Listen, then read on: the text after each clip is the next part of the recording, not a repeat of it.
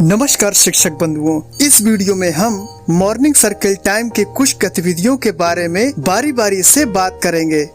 सुबह के सत्र अर्थात मॉर्निंग सर्कल टाइम का उद्देश्य बच्चों को सुरक्षित और सुखद वातावरण के माध्यम से स्कूल में बिताए जाने वाले अगले 4 घंटों के लिए तैयार करना है। मॉर्निंग सर्कल टाइम दिन की शुरुआत में 30 मिनट में करवाया जाता है।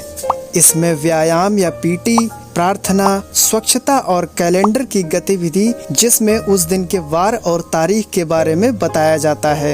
इसके अलावा बच्चों से बातचीत भी की जाती है जिसमें बच्चे बिना किसी भय और झिझक के अपनी बात को सभी के सामने रखते हैं। इस सत्र में निर्धारित थीम पर आधारित किसी भी विषय पर चर्चा भी की जा सकती है।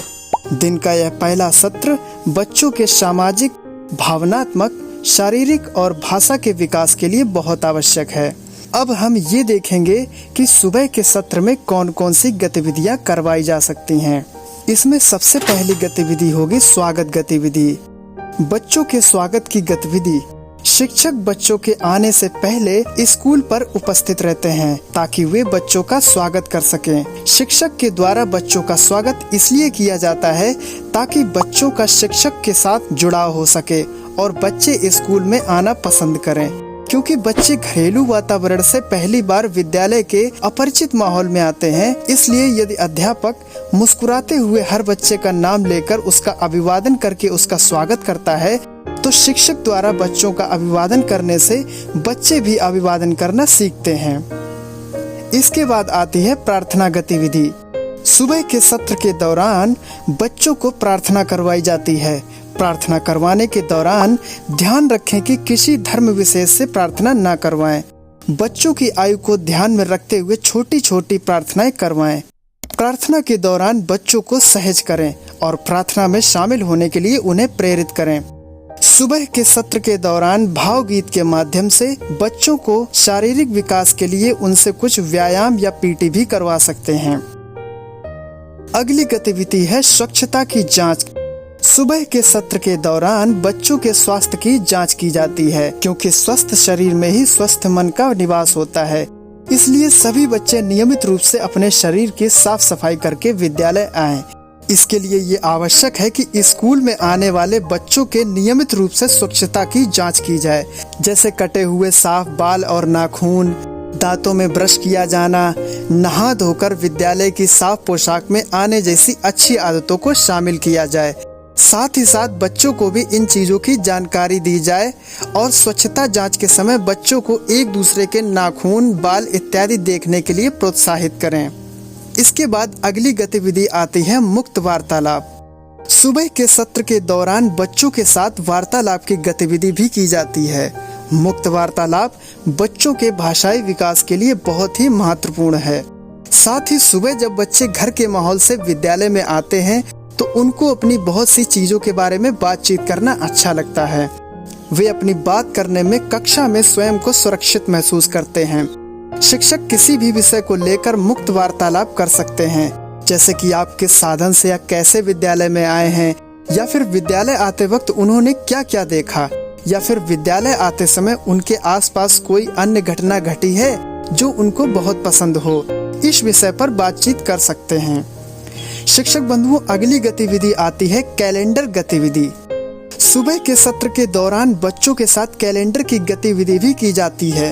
यह गतिविधि बच्चों में वर्ष, महीने, दिन और उसकी दिनांक की समझ को विकसित करने के लिए की जाती है। जैसे आप बच्चों से ये पूछ सकते हैं कि पिछले दिनों में क्या क्या हुआ था और आज का दिन कैसा है, आज कौन सा वार है, आज कौन सा दिनांक है।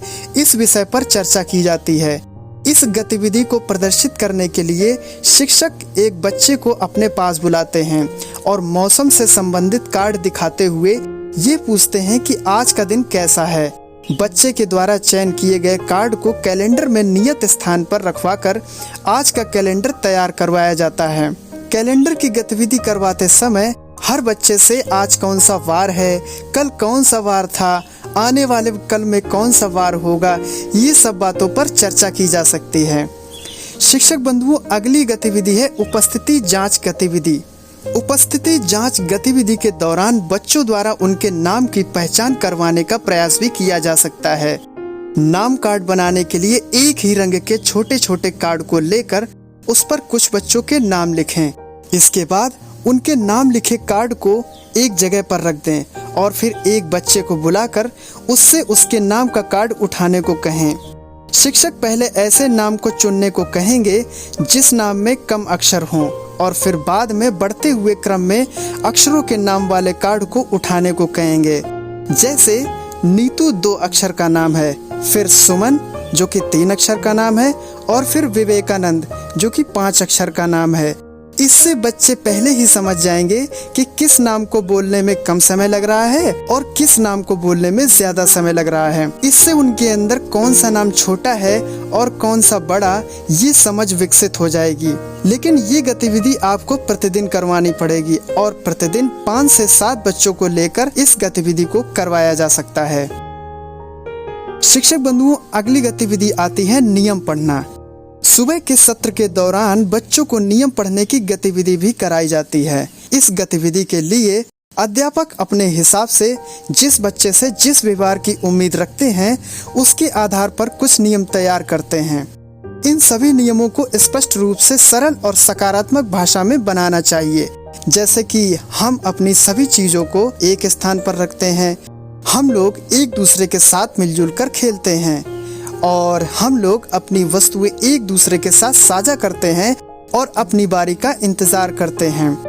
शिक्षक बंधुओं, इन नियमों को पढ़ने की गतिविधि के लिए एक चार्ट पेपर पर बड़े और साफ अक्षरों में लिखा जा सकता है। शिक्षक नियमों को लिखते समय इस बात का ध्यान रखें कि इन नियमों को एक ही रंग के स्केच से एक समान आकार के अक्षरों से एक सीधी रेखा में लिखें।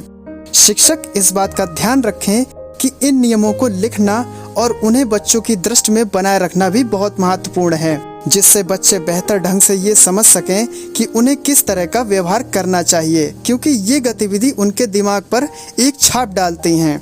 इसलिए इन गतिविधि को कराने के लिए बहुत ही ध्यान देने की आवश्यकता है।